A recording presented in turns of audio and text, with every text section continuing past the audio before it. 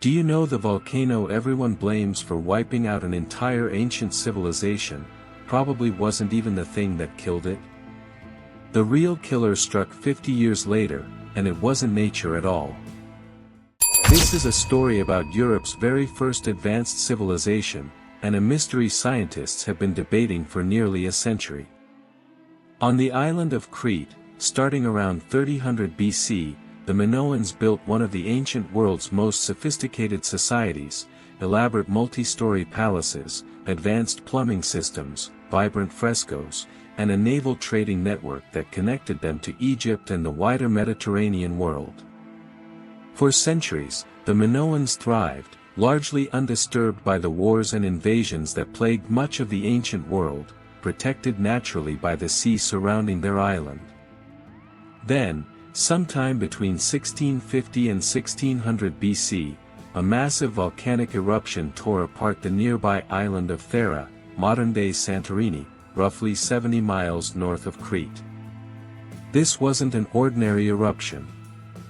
Scientists estimate it as one of the largest volcanic events in recorded human history, rated a 7 out of 8 on the Volcanic Explosivity Index, roughly equivalent to millions of Hiroshima-sized explosions happening at once. 13 cubic miles of material were blasted into the sky, burying nearby settlements under ash even thicker than what later buried Pompeii. For decades, this became the accepted explanation for the Minoans' downfall.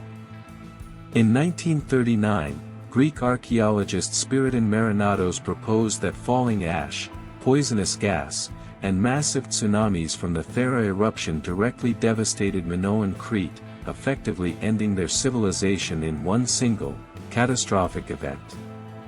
It made for a dramatic, satisfying story, nature itself destroying an entire ancient culture in an instant. There was just one growing problem with that theory. As archaeologists kept excavating Crete more carefully, they kept finding something that didn't fit. Minoan pottery and architectural remains dated to roughly 1450 BC, a full 50 years after the eruption was estimated to have happened. If the volcano had truly ended Minoan civilization, how were they still building things half a century later? Further research only deepened the contradiction.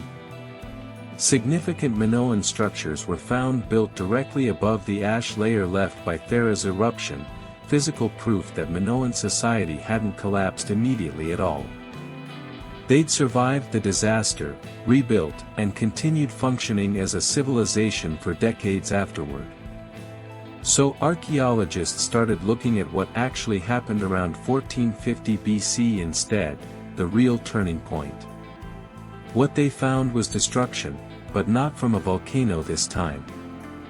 Nearly every major Minoan administrative center on Crete was violently destroyed in a relatively short window, and the material culture that emerged afterward, pottery styles, weapons, burial customs, was distinctly Mycenaean, belonging to a rising rival Greek civilization from the mainland. Researchers found something else telling too: defensive walls and towers hastily constructed at Minoan settlements in the years leading up to 1450 BC, wells dug where none existed before, living spaces converted into storage areas. This wasn't the behavior of a society peacefully rebuilding after a natural disaster. It looked like a civilization bracing itself for war.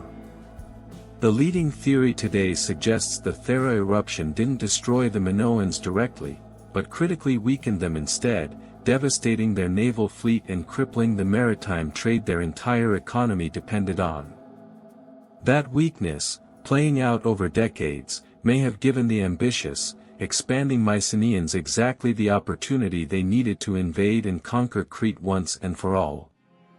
So the popular story, one dramatic volcano wiping out an entire civilization in a single catastrophic day, isn't quite what the evidence actually shows. The real ending was slower, messier, and in some ways more unsettling, a civilization that survived nature's worst, only to fall decades later to something far more calculated, ambitious neighbors, watching, waiting, and striking exactly when the Minoans were at their weakest.